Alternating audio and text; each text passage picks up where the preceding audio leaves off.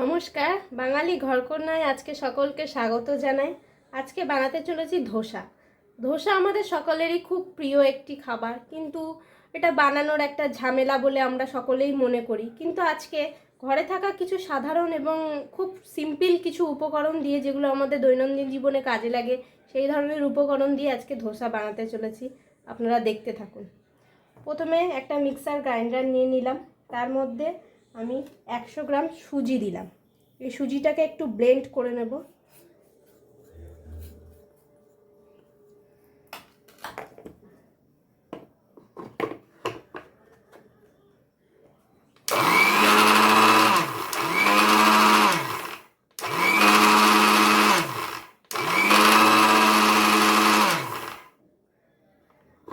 সুজিটাকে একটু ব্লেন্ড করে নিলাম।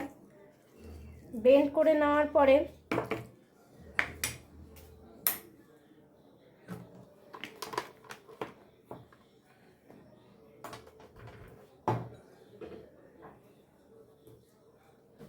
একটা আমি বোল নিয়ে নিলাম। বোলের মধ্যে আমি 100 গ্রাম সুজি দিয়ে দিলাম। এই 100 গ্রাম সুজির মধ্যে আমি 50 গ্রাম ফ্যাটানো টক দই দিলাম। দইটাকে আমি আগে থেকে ফেটিয়ে রেখেছিলাম। আপনারা বাড়িতেও দই বসিয়ে নিতে পারেন, অথবা দোকানের কেনা দই দিয়েও কোনো অসুবিধা নেই। এই 50 গ্রাম টক দইটা আমি দিয়ে দিলাম।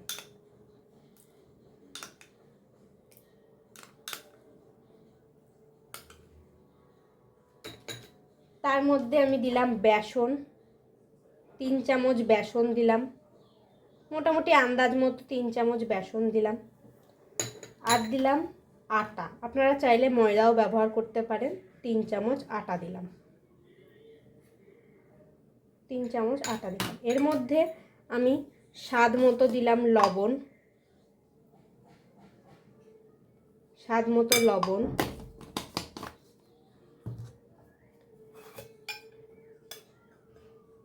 স্বাদ মতো চিনি দিয়ে আমি একটা হ্যান্ড ব্লেন্ডার নিয়ে নিলাম। ভালো করে এটাকে ব্লেন্ড করব।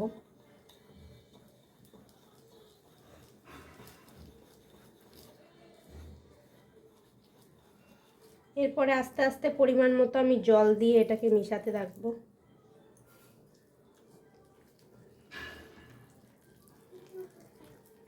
এটা একটা স্মুদি একটা ব্যাটার তৈরি করতে হবে। স্মুথ একটা ব্যাটার তৈরি করতে হবে। যেহেতু সুজি আছে, আমরা আধা ঘন্টা এটাকে ঢেকে রাখবো।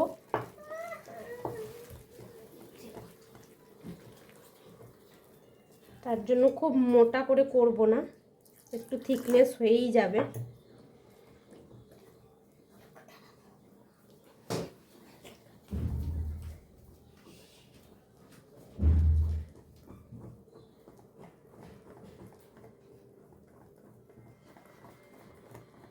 আন্দাজ মতো পরিমাণ মতো আপনারা জল দেবেন, যেরকম জল আপনাদের লাগবে বুঝে বুঝে।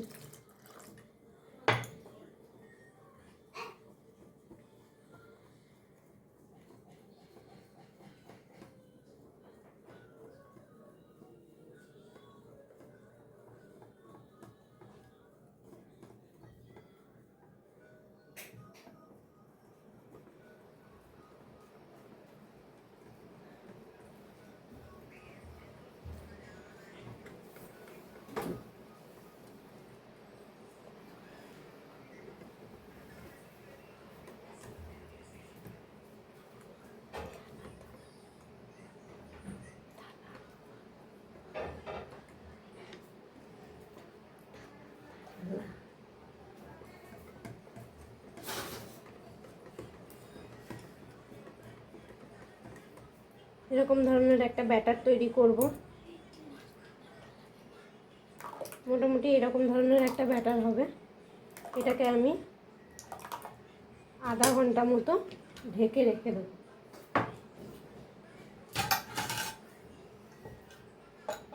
এরপরে ধোসা দিয়ে খাওয়ার জন্য আমাদের একটা চাটনি চাই, যেটা সবথেকে বেস্ট এবং ফেভারিট, সকলেরই ফেভারিট চাটনিটা বানানোর জন্য আমি নারকেল, অর্ধেক মালা নারকেল নিলাম। নারকেলটাকে আপনারা কুচোও করে নিতে পারেন, আবার আমার মতো এরকম কুড়েও নিতে পারেন। নারকেল নিলাম, তার মধ্যে 3টে লঙ্কা দিয়ে দিলাম, 3টে লঙ্কা, আর দই দিলাম। টক মিষ্টি যেহেতু স্বাদটা হবে সেহেতু দই দিলাম। আপনাদের কাছে যদি দই না থাকে তাহলে আপনারা লেবুর রস অথবা তেঁতুলও ব্যবহার করতে পারেন। একটু 1 চামচ মতো দই দিলাম। তার মধ্যে পরিমাণ মতো লবণ, আমি হাতে করেই দিচ্ছি, পরিমাণ মতো লবণ এবং পরিমাণ মতো মিষ্টি মানে চিনি, যে যেমন স্বাদ পছন্দ করেন টক মিষ্টি সেরকম পরিমাণ মতো দেবেন। দিয়ে এটাকে আমি ভালোভাবে ব্লেন্ডারে ব্লেন্ড করে নেব।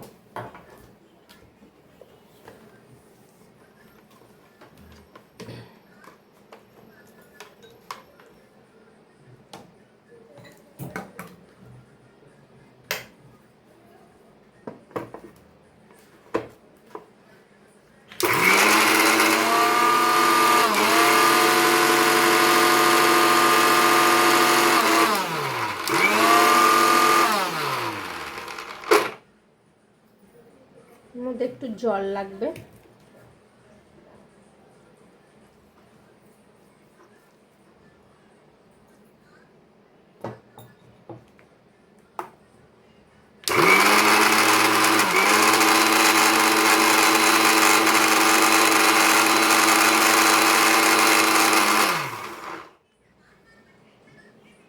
আমার তৈরি হয়ে গেছে ধোসার জন্য স্পেশাল চাটনিটা, যেটা সকলের খুব ফেভারিট। এই স্পেশাল চাটনিটার জন্যই একমাত্র মানুষের ধোসা খাওয়া। এই যে আমার তৈরি হয়ে গেছে ধোসার স্পেশাল চাটনিটা। আপনারা চাইলে এর সঙ্গে একটু বাদামও দিয়ে দিতে পারেন, কাঁচা বাদাম, যার যেমন যদি ইচ্ছে হয়। আমি দিইনি, আপনারা চাইলে দিতে পারেন কাঁচা বাদাম।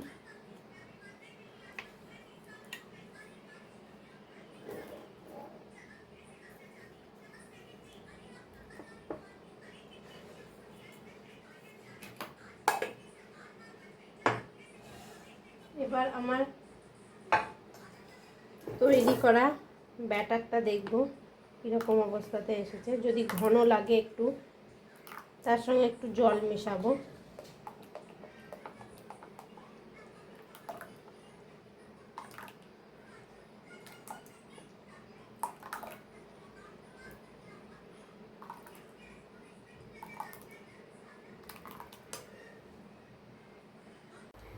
এবার 30 মিনিট পর ফিরে এলাম বন্ধুরা। গ্যাসে একটা ফ্রাইং প্যান বসিয়েছি, তার উপরে তেল ব্রাশ করে নিলাম, হালকা করে অল্প করে তেল ব্রাশ করে নিলাম। এবার বাটারটা দিচ্ছি।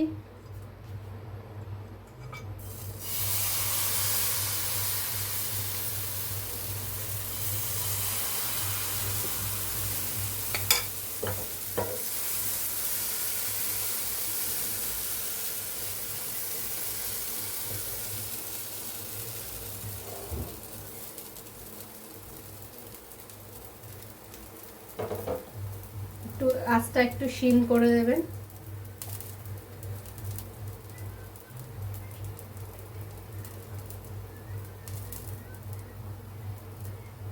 দেখবেন এরকম ফুটো ফুটো ফুটো ফুটো ধরনের হবে, জালি জালি জালি জালি টাইপের। তখন দেখলেই বুঝতে পেরে যাবেন যে আমাদের ধোসা রেডি।